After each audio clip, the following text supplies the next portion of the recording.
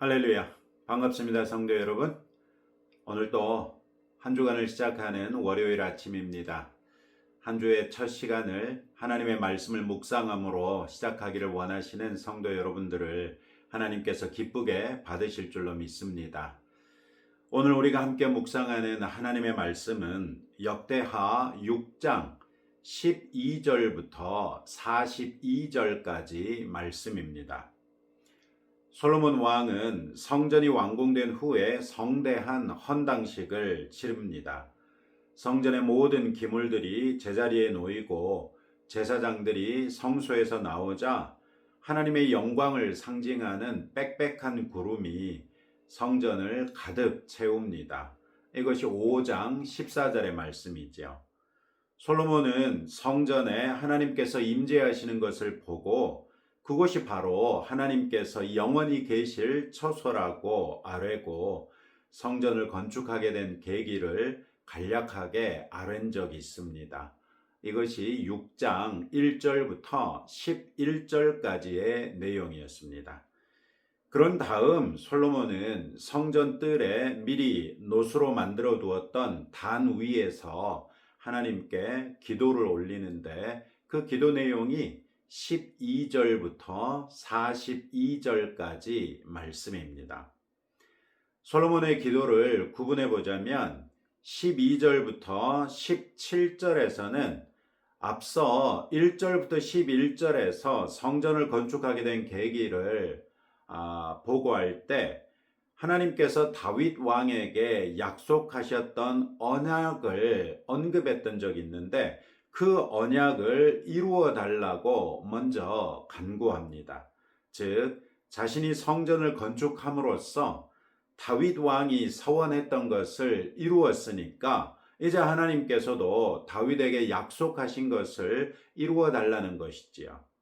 그런 다음에 18절부터 21절에서는 이어지는 22절부터 39절까지 해서 7가지 간구를 하게 되는데 그 서론격으로 솔로몬 자신이든 백성이든 성전을 향해 기도하면 하나님께서 그 기도를 들으시고 응답해 주시고 죄도 용서해 달라고 아뢰입니다.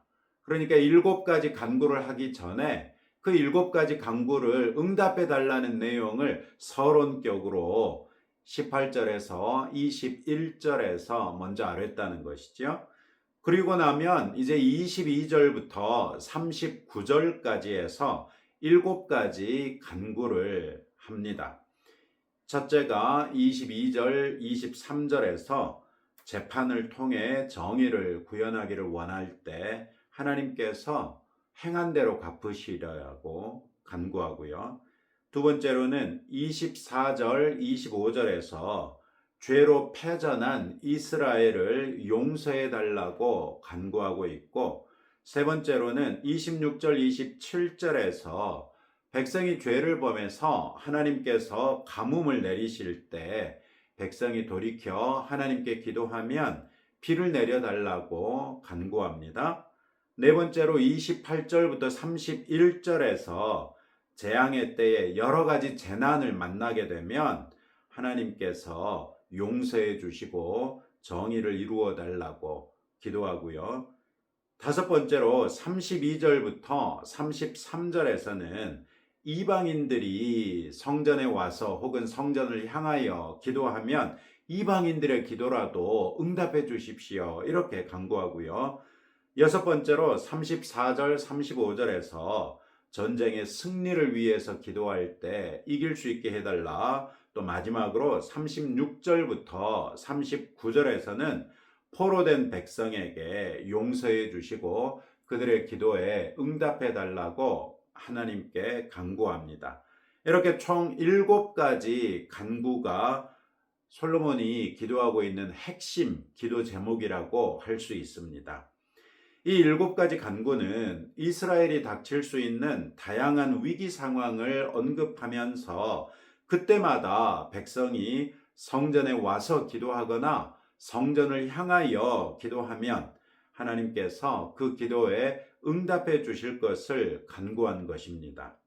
이들 7가지 상황은 레위기 26장과 신명기 28장에서 하나님께서 언급하신 바 있는 불순종에 대한 저주와 직결된 위기 상황들입니다.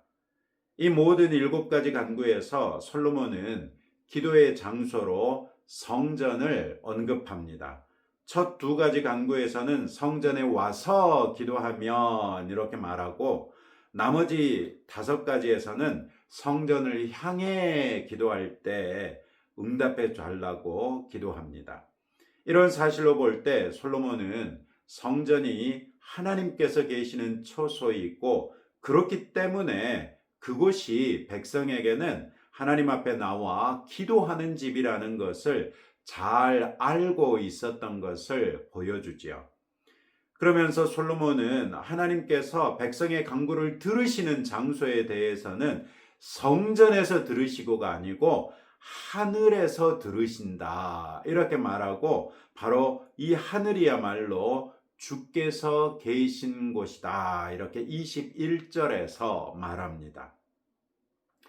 성전이 아니라 하나님께서 하늘에서 들으신다고 말하는 것은 솔로몬이 2장 6절에서도 누가 능히 하나님을 위하여 성전을 건축하리요, 하늘과 하늘들의 하늘이라도 주를 용납하지 못하겠거든 이렇게 말했던 적이 있었는데, 이 말을 다시 한번 반복하면서 오늘 우리가 살피는 18절 말씀에서 이렇게 아뢰입니다.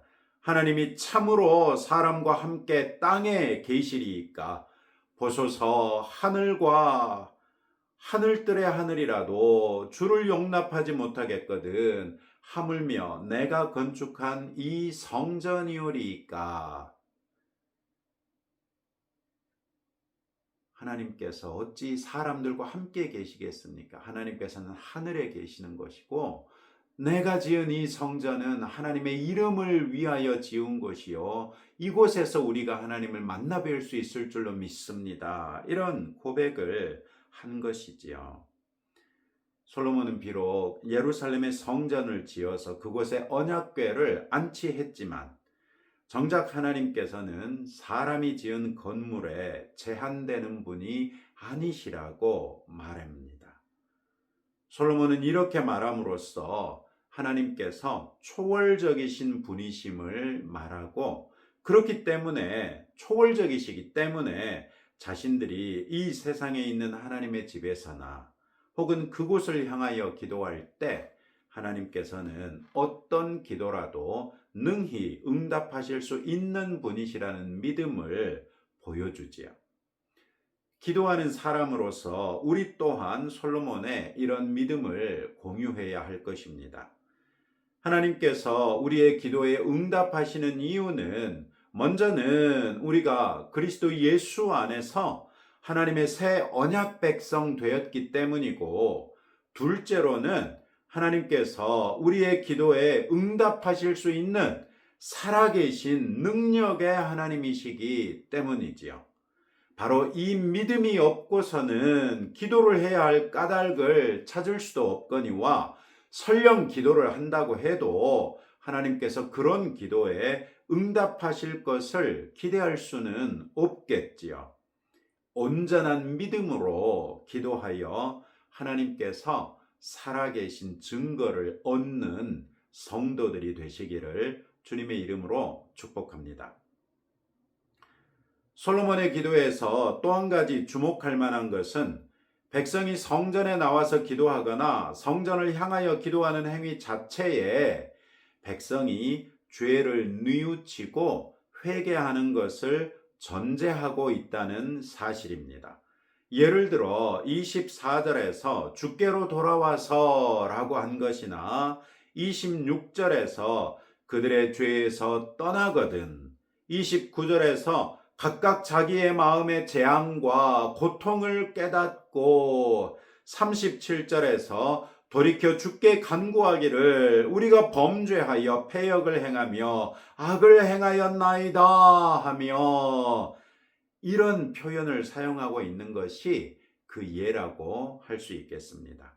즉 솔로몬은 하나님께 기도 응답을 받기를 원하는 사람들이 하나님 앞에서 자신의 죄의 문제를 해결해야만 한다고 말하고 있는 것이죠. 물론 죄의 문제를 해결하는 방법은 자신의 범죄를 인정하고 하나님께 돌이켜 회개하는 것이었죠. 또 한 가지 특기할 만한 사실은 솔로몬이 하나님께 기도 응답을 간구하면서 심지어 이방인들이라도 성전에 오거나 성전을 향하여 기도하는 것까지 하나님께서 응답해 주시기를 간청했다는 사실입니다. 이방인들은 성전 안에 들어갈 수 없었습니다. 성전은 지성소가 있고 성소가 있고 뜰이 있습니다. 지성소는 대제사장이 1년에 단 한 번 들어갈 수 있고, 성소는 제사장들이 여러 가지 일로 하나님을 섬기기 위하여, 예를 들어서 등잔 때에 불을 킨다거나 진설병상을 드리고 물린다거나 또 향단에 향을 피운다거나 이런 일을 위해서 들어가는 것이 성소였습니다. 그러면 뜰은 유대인 일반 남자들이 들어가서 하나님께 제물을 드릴 수 있는 곳이지요. 이방인들은 이 뜰에조차도 들어갈 수 없었기 때문에 성소와 지성소는 감히 생각도 할 수 없는 그런 곳이었습니다. 실제로 이방인들은 직접 제사나 예배에 참여할 수도 없었습니다. 이런 사실은 민수기 1장 51절, 3장 10절, 또 18장 7절 등을 통해서 확인할 수 있습니다. 그런데도 솔로몬 왕은 이방인들의 기도에도 응답해 주실 것을 간청했던 것이죠. 솔로몬은 33절에서 땅의 만민이 주의 이름을 알고 주의 백성 이스라엘처럼 경외하게 하시오며 또 내가 건축한 이 성전을 주의 이름으로 일컫는 줄을 알게 하옵소서, 이렇게 기도합니다.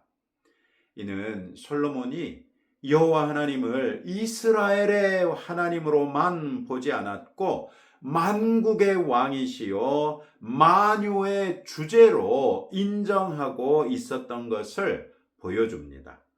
솔로몬에게 있어서 여호와 하나님께서는 만민이 마땅히 경외해야 할 유일하신 참 신이었던 것이죠. 이상과 같이 7가지 간구를 하나님께 아뢰는 솔로몬은 40절부터 42절에서 하나님의 임재와 은혜를 간구하면서 성전 봉헌을 맞아 아뢰는 봉헌 기도를 마무리합니다. 41절에서 솔로몬은 언약궤가 성전에 안치된 것을 다시 언급하면서 성전이야말로 하나님께서 백성을 만나시는 곳임을 말하지요. 그러면서 제사장들에게 구원을 입게 하시고 또 주의 성도들에게 은혜를 기뻐하게 하옵소서, 이렇게 아뢰입니다. 그리고 마지막에 42절에서 솔로몬은 자신의 기도에 하나님께서 응답하실 근거로 하나님께서 다윗과 맺으신 언약을 기억해 달라고 아뢰지요. 즉 언약궤를 언급하는 것이나 다윗 언약을 상기시켜 드림으로써 하나님께서 백성의 기도에 응답하셔야 하는 이유는 언약 때문이라고 명백하게 아뢰는 것이죠.